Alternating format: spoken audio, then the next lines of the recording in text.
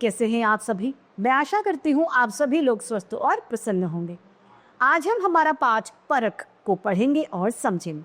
आइए शुरू करते हैं इस पाठ को। ये है पाठ 8 परख यानी पहचान। आइए इस सुंदर सी कहानी को पढ़ते हैं। नागार्जुन प्राचीन भारत के नामी रसायन शास्त्री थे। अपनी प्रयोगशाला में वो दिन रात काम किया करते थे। उन्होंने अनेक असाध्य रोगों की दवाई तैयार की थी। इस क्षेत्र में उनका दूर दूर तक नाम फैल गया था। एक बार की बात है, नागार्जुन ने राजा से कहा, काम बहुत अधिक है, अकेले संभल नहीं रहा, इसीलिए कोई सहायक चाहिए। राजा ने उत्तर दिया, कल हम आपके पास 2 योग्य नौजवान भेजेंगे, किसी को भी चुन लीजिएगा। अगले दिन सुबह सुबह 2 नौजवान आकर नागार्जुन के दरवाजे पर खड़े हो गए। नागार्जुन ने उन्हें आदर के साथ बैठाया और पूछा, कौन कितना पढ़ा लिखा है। पता चला कि दोनों एक जैसे पढ़े लिखे थे। उनकी अन्य योग्यताएं भी एक जैसी ही थी। नागार्जुन चक्कर में पड़ गए कि किसे रखें और किसे जाने दें, यानी वो उनको चयनित नहीं कर पाए, यानी सेलेक्ट नहीं कर पाए किसको चुने और किसको हटा। उन्होंने एक उपाय सोचा कि दोनों में एक एक पदार्थ देते हुए कहा, यह क्या है मैं नहीं बताऊंगा, इसे खुद पहचानो और इसका कोई भी एक रसायन अपनी इच्छा अनुसार बनाकर लाओ। मैं भी सोचूंगा कि किसे अपना सहायक, जो राजा जो आज्ञा गुरुदेव, ये वो बच्चे कहते हैं। दोनों युवकों ने कहा, मैं परसों शाम दोनों की राह देखूंगा, यानी मैं तुम्हारा इंतजार करूंगा।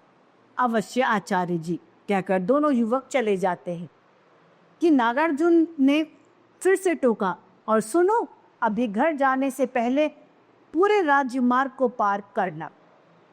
युवकों को आश्चर्य तो हुआ कि राजमार्ग को पार करने के लिए आचार्य क्यों कह रहे थे, लेकिन उन्होंने कोई पूछताछ नहीं की। आचार्य के पांव छूकर वो वहां से विदा हो गए, यानी चले गए। तीसरे दिन शाम होते ही दोनों आ पहुंचते हैं। एक का चेहरा चमक रहा था और दूसरे का बुझा हुआ था, यानी लटका हुआ था। नागार्जुन ने पहले उसी से पूछा, तुम उदास क्यों हो भाई? आचार्य जी, मैं आपका अपराधी हूँ। युवक की नजरें झुक गई।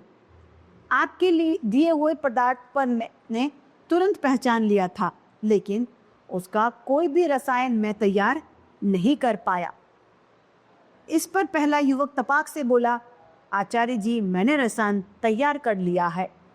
नागार्जुन उसके बनाए रसायन की जांच की, गुण दोष पूछे। युवक ने सही उत्तर दिए। दूसरा युवक तो नजरें नीचे झुकाए ही खड़ा था। नागार्जुन ने उससे पूछा, तुम रसायन क्यों नहीं बना पाए? युवक ने बताया, आपकी आज्ञा अनुसार मैं राजमार्ग से गुजर रहा था। अचानक देखता हूँ कि पेड़ के नीचे एक बीमार आदमी पड़ा था। कोई उसे पानी के लिए भी नहीं पूछ रहा था। मेरा दिल पसीज गया। मैं उसे उठाकर अपने घर ले गया। वह इतना बीमार था कि मैं उसी की सेवा करने में उलझा रहा। रसायन तैयार करने का मुझे समय ही नहीं मिला। वो बोले, तुमने उचित किया। नागार्जुन मुस्कुराकर बोले, मैं तुम्ही को अपना सहायक चुनता हूँ। जब राजा और नागार्जुन की मुलाकात हुई तो राजा ने बड़े आश्चर्य से पूछा कि आपने क्या किया आचार्य जी? जो रसायन बनाकर लाया उसे न रखा और जो नहीं लाया उसे रख लिया, मतलब आपने ऐसा क्यों किया? राजा जानना चाहते थे। नागार्जुन बोले, हाँ महाराज, जिसने रसायन नहीं बनाया उसने मनुष्य की सेवा की थी। दोनों नौजवान एक ही राजमार्ग से निकले थे, लेकिन एक सेवा करने के लिए रुक गया और दूसरा नहीं रुका।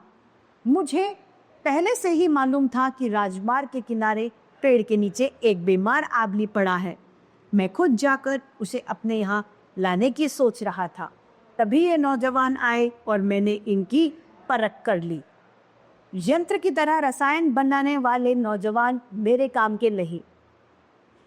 जिसने मानव की तरह मानव की सेवा की वही मेरे काम का है। जो सेवा नहीं कर सकता वह चिकित्सा कैसे करेगा, यानी वो डॉक्टर कैसे बनेगा?